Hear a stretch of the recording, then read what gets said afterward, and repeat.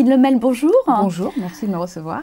C'est moi qui vous remercie parce que c'est la première fois que j'accueille une entrepreneur qui vient d'aussi loin puisque vous venez de Thaïlande. De Thaïlande, effectivement. Je suis venue que pour vous. Vraiment, je suis comblée. Alors, vous êtes serial entrepreneur. Et auteur. Alors, en fait, c'est par le biais de ce livre que nous sommes entrés en relation. Donc, comment je m'en suis sortie en créant ma boîte. J'ai l'impression que vous en êtes bien sortie, que même vous avez créé plusieurs boîtes, si j'ai bien compris. Oui, parce que l'entreprise, comme je le dis dans mon livre, c'est un état d'esprit. Et quand on attrape ce virus, on ne peut plus s'en séparer. Il n'y a pas d'antidote.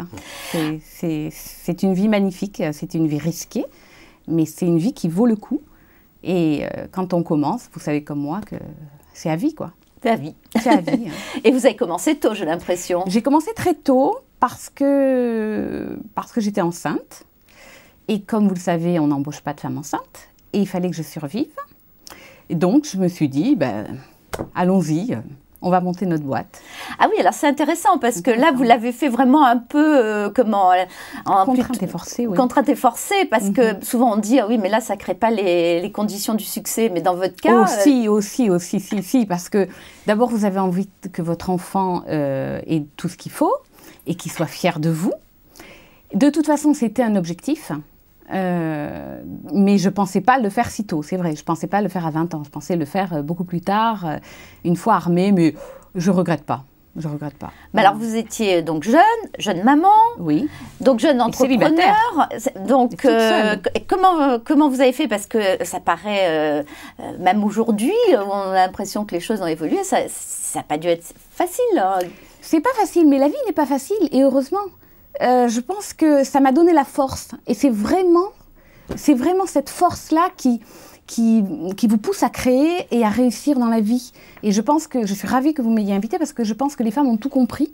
Parce qu'elles savent très bien que créer son entreprise, ce n'est pas juste un business. C'est vraiment une image de la vie qu'elles se font et qu'elles veulent réaliser. C'est un projet de vie. Effectivement, c'est aussi une conception qu'on a de soi-même. Se dire, je veux réussir, je ne veux pas forcément obéir, j'ai un talent, je veux le montrer au monde et je veux la vie que je veux m'occuper de mes enfants, je veux avoir du temps pour moi. On n'est plus à l'époque où il fallait travailler comme des brutes, on est à l'époque où il faut être créatif. Et ça, c'est très bien pour les mamans parce qu'elles sont bien obligées d'être créatives. Elles sont obligées aussi de s'occuper de la maison, s'occuper des enfants et de leur entreprise. Et pour ça, il ne faut plus bosser comme une brute. Donc, et alors, quand vous avez créé votre première entreprise, ça a été long pour que ça marche ou ça a marché du premier coup? Non, ça a marché tout de suite parce que je suis un excellent chef d'orchestre. Et je travaillais qu'avec des messieurs qui étaient très imbus d'eux-mêmes, parce que c'était des messieurs de très haut niveau. Et il suffisait, c'était très amusant, il suffisait de leur faire croire à chacun, tout en les respectant, hein, parce que si vous n'avez pas de confiance, ça ne marche pas, qu'ils étaient effectivement indispensables. Ils avaient raison. Mais la grosse difficulté consistait à faire travailler tous ces gens très différents, ensemble. Et ma foi, je pense qu'en tant que femme, on a l'habitude, on gère une famille avec des besoins différents, donc ça, on sait faire. Et ça a très bien réussi. Mais donc, en fait, dès le départ, vous vous êtes donné les moyens de réussir, parce que ça veut dire que vous vous êtes appuyé sur des compétences... J'avais pas le choix, j'en avais pas, j'avais rien. J'avais pas d'argent, j'avais pas de connaissances, j'avais rien. Mais il devait y avoir une sacrée force de conviction, par contre. Croyez-moi, quand vous êtes enceinte et que vous êtes toute seule, quand vous êtes dans une situation de précarité, vous êtes obligée d'avoir une force de conviction. Et c'est pour ça que je suis très optimiste, contrairement à la plupart des gens, parce que je pense qu'en période de crise, ce sont les gens qui ont un mental d'acier qui ont plus d'opportunités, parce que les autres ont peur, donc il y a moins de concurrence. Oui, ceux qui n'ont rien à perdre ont tout à gagner, finalement. Exactement. Vraiment, quand je dis que la création d'entreprise est un état d'esprit, je le pense vraiment. Et je suis allée, ce livre est né parce que je suis allée à Saint-Denis, j'ai fait du bénévolat, j'ai vu des gens mais fantastiques, qui avaient l'enthousiasme et il leur manquait un tout petit peu, peut-être 20% de connaissances. Et ces connaissances, malheureusement, elles sont mal partagées. Les livres pour la création d'entreprise aujourd'hui, les livres sur la création d'entreprise sont écrits, et tant mieux, heureusement que ça existe, par des journalistes qui malheureusement n'y connaissent rien. C'est bien que ça existe, mais c'est vraiment barbant. c'est... mais heureusement, il y a TV des entrepreneurs maintenant. Heureusement, mais vous plaisantez, mais je suis très sérieuse. J'ai vu vos formations. Je trouve ça formidable parce qu'aujourd'hui, vous mettez la connaissance à la portée de tous, moyennant des sommes ridicules. Et mine de rien, à mon époque, je ne suis pas très vieille, mais à mon époque, ça n'existait pas. C'était très difficile. Et voilà, j'ai écrit ce livre d'abord pour remercier ces gens de leur enthousiasme, parce que ça venait à un moment de ma vie qui n'était pas facile.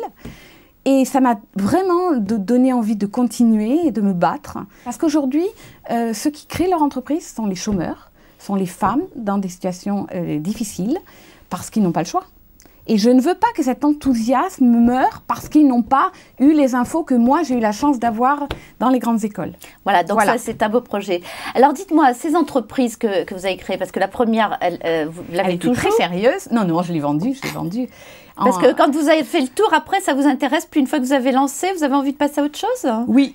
Je pense qu'il y a plusieurs sortes d'entrepreneurs. Bon, je le dis dans mon livre, mais il y a aussi le développeur et le créateur.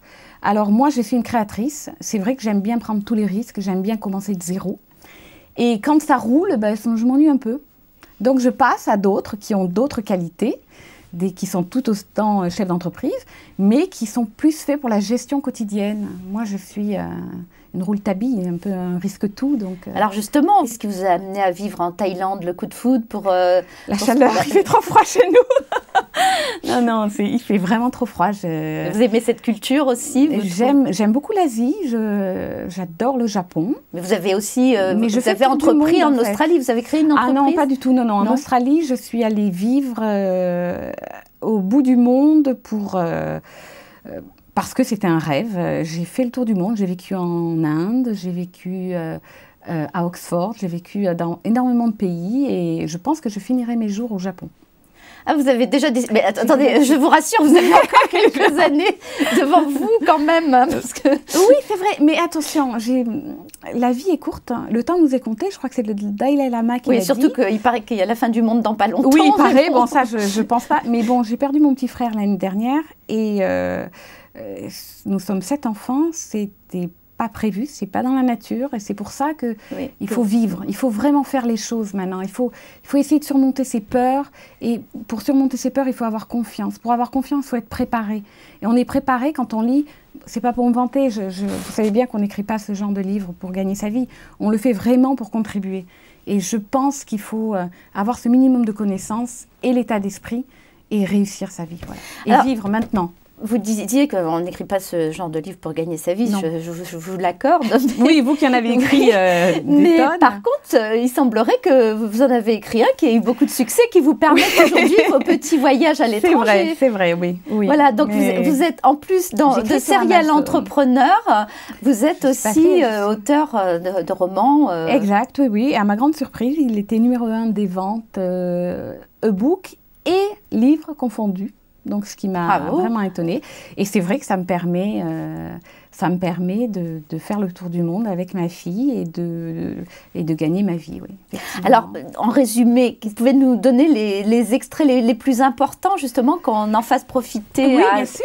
Écoutez, ce livre vous prend par la main quand vous avez vraiment l'état d'esprit. Sinon, ce n'est pas la peine de l'acheter. Si vraiment vous avez... envie de créer votre entreprise, si vous avez quelques peurs, ce qui est normal, j'en tiens compte dans ce livre. Il y a aussi beaucoup une part de développement personnel, parce que j'ai quand même beaucoup vécu, moi aussi j'ai eu peur, moi aussi j'ai des doutes, voilà. Et je prends tous les cas de figure et j'essaye de montrer étape par étape, de manière très facile. Vous voyez, le livre est très court, c'est bourré que de témoignages, de gens qui sont passés. C'est que du concret, c'est facile à lire, mais si vous ne l'appliquez pas, ce n'est pas la peine de le lire. C'est vraiment, si c'est le livre, c'est pas un roman, voilà. C'est vraiment un livre qui est censé vous donner... Une méthodologie. Voilà, très simple, vraiment très concrète, avec des gens qui sont partis de rien, qui ont réussi brillamment, parce que j'ai beaucoup d'amis millionnaires, il y a des gens qui réussissent en partant de rien grâce à Internet aujourd'hui. Et c'est vraiment un livre pratique qui normalement, est censé vous apporter toute l'expérience de la mienne, mais celle de tous les gens que j'ai rencontrés, et vous montrer en quelques étapes très simples et très rapides comment aujourd'hui réussir en créant sa boîte. Voilà. Alors, vous qui avez voyagé partout dans le monde, oui, donc est-ce que les entrepreneurs, les femmes entrepreneurs en France sont différentes des autres? Alors oui, parce qu'elles ont le choix. Alors ça peut paraître étonnant, mais je vis en Thaïlande. Et en Thaïlande, beaucoup de femmes parce qu'elles n'ont pas le choix, elles n'ont pas fait d'études, les études coûtent très très cher, elles sont obligées d'être à leur compte. C'est crée ou crève en fait, hein, sans vouloir jouer, sans vouloir faire de jeu de mots. Donc elles sont obligées, souvent elles vendent de la nourriture qu'elles préparent dans la rue. Elles se débrouillent très bien. Elles s'occupent aussi de faire fonctionner les habitations pour les touristes. Oui, ce sont des femmes qui se débrouillent, qui n'ont pas fait d'études, parce que là-bas, le système est complètement inverse. Pour pouvoir être salarié, il faut avoir fait des études. Donc aujourd'hui, c'est plutôt le contraire. On est d'abord salarié et ensuite on considère comme une promotion de monter sa boîte. Mais là-bas, non, c'est vraiment, c'est quand même la misère. Et en même temps, c'est la libre création d'entreprise, c'est la joie. C'est vraiment un pays qui est très agréable. Les gens se débrouillent, rigolent tout le temps, travaillent dur aussi, font preuve d'une énorme créativité. Et ce n'est pas simplement parce que c'est l'Asie. Je vais aussi aux États-Unis et je vois que les gens, même les SDF, qui sont très nombreux à San Francisco, chacun occupe un des côtés des trottoirs. Et pour attirer les gens vers eux, ils font preuve de créativité extraordinaire. Et c'est ça, aujourd'hui, on vit une époque assez formidable où la créativité, c'est ce qui permet de gagner beaucoup d'argent. Et le développement personnel est enfin plus considéré comme de l'ésotérisme, comme à mon époque. Et les gens avancent parce que dans leur tête, il y a quelque chose qui avance et qui leur dit « Allez, tu peux le faire ». Pour peu qu'on ne les enferme pas dans des moules, dans des stéréotypes et que, voilà, on laisse un peu respirer Oui, c'est vrai que... Ils les casseront grâce à des gens comme vous. Parce que je ne dis pas ça pour vous faire plaisir. Vraiment, je trouve ça extraordinaire d'offrir autant de formations accessibles à tout le monde quand ils peuvent. Et voilà. Alors, une dernière question. Vous qui voyagez dans tous les pays du monde, qu'est-ce qui vous manque le plus de la France quand vous n'êtes pas là? Alors, d'abord, il faut savoir que nous sommes des grands privilégiés parce qu'on est vraiment une nation civilisée. On respecte les gens qui n'ont pas les moyens de se soigner. Ça a l'air pour nous un acquis. Mais c'est complètement différent à l'étranger. Dès que vous êtes blessé, dès que vous êtes à la retraite, même si notre système de retraite est mis à mal, voilà, on a ce respect des gens, on a cette élégance d'esprit. Et on a les hommes français qui sont d'une grande galanterie. Et on s'en rend pas compte. Faut pas le dire ici parce que je sais, normalement, mais je suis désolée, je dois le dire. On peut être féministe, je suis très féministe, mais je reconnais que il y a des choses en France que les hommes savent faire et qui ne se font pas à l'étranger, et ça manque. C'est vrai, ça manque. Et la nourriture, peut-être aussi. Et la nourriture, mon Dieu, oui. Dieu sait que la nourriture thaïlandaise est excellente. Mais oui, la nourriture. D'ailleurs, on est arrivé hier avec ma fille, on est allé chez La Durée directement. Oui. Petits macarons. Oui, non, ça manque. Ça, c'est vrai, ça manque. Eh bien, merci beaucoup, Catherine, pour ce témoignage, l'optimisme que vous donnez. Et puis, bonne continuation. Merci. Et puis, j'espère que vous aurez beaucoup d'autres romans. Oui, des romans et des livres. Voilà.